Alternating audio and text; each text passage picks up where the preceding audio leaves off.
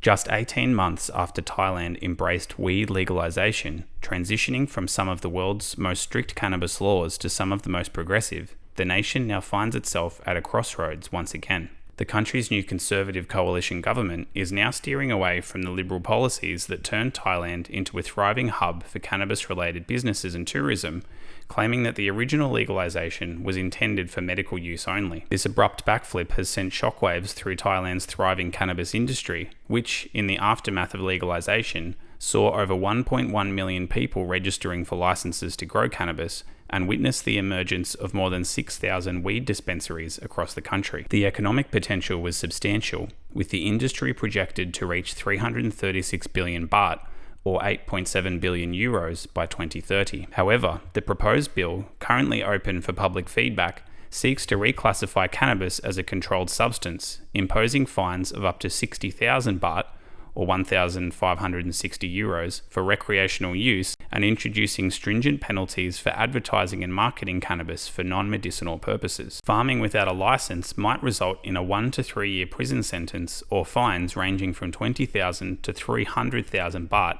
At this stage, the regulations for cannabis shops and home cultivation remain unclear. The proposed bill, crafted by the Ministry of Public Health, not only seeks to confine cannabis use solely to medical applications, but also reintroduces severe penalties for possession and use, including substantial fines and up to 1 year prison sentences. This stark reversal contrasts sharply with the previous government's decision to remove cannabis from the list of illegal narcotics, unleashing a wave of growth in cannabis-related businesses and transforming the nation into a hotspot for dispensaries, cafes, and weed tourism. Neon weed signs adorned the streets of Bangkok's bustling tourist areas, and cannabis-infused menus became a common sight at food and drink vendors. The sudden shift in policy has ignited concerns about the potential economic fallout and its impact on the myriad businesses invested in the cannabis sector. The government's stated rationale for this reversal frames it as a response to concerns about rising recreational drug use, a sentiment at odds with the vision of Thailand's former health minister Anutin Charnvirakul, a key proponent of the initial legalization. Ironically, Anutin, now Deputy Prime Minister, disavows any support for recreational cannabis use, emphasising that the original focus was always on health and medical applications. This contradiction between the government's intentions at the time of legalization and its current stance raises questions about the consistency and foresight of Thai cannabis policies. When championing the legalization of marijuana in 2022, Anutin emphasised its potential to alleviate overcrowding in Thailand's prisons and stimulate the rural economy. On the day of legalisation, over 3,000 inmates facing cannabis charges were released. Before the June 2022 legalisation, Thailand enforced some of the world's strictest drug policies. Cannabis possession could lead to a prison sentence of up to 15 years, with the notorious Bangkwang Central Prison, ironically nicknamed the Bangkok Hilton, serving as a formidable deterrent for tourists. While awaiting regulatory changes, cannabis shops continue operating in Bangkok. However, restrictions are already in place, prohibiting smoking or vaping in public spaces. A public nuisance, including the smell of weed, can result in a 25,000 baht or €650 fine. The definition of a nuisance remains ambiguous, potentially subject to exploitation by the police. Instances of officers blackmailing and extorting tourists for violating cannabis-related regulations have already been reported in Bangkok. Extracts with more than 0.2% THC remain classified as narcotics.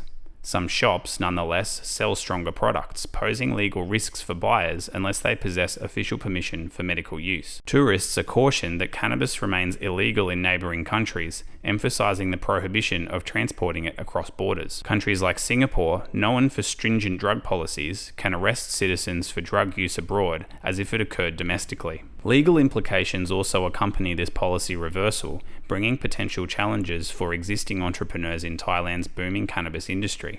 The shift from a decriminalised environment to a restrictive one introduces complexities in contracts and may lead to legal disputes. Advocacy groups, including the Future Cannabis Network, are considering legal avenues to express concerns and challenge the government's actions. The move also stands in stark contrast to the global trend of liberalizing cannabis laws. While Canada and certain US states have legalized recreational cannabis, and European nations like the Netherlands and Portugal have adopted liberal approaches, Thailand's shift adds complexity to the global discourse on cannabis. Thailand's cannabis industry, once seen as a progressive model, now faces uncertainty as the government works on finalising the legislation. The international community, particularly countries advocating liberal drug policies, are now likely to be watching Thailand very closely, potentially influencing the regional drug landscape in Asia. Thailand's cannabis conundrum reflects the intricate interplay of cultural, political, and social factors that shape drug policies on a global scale.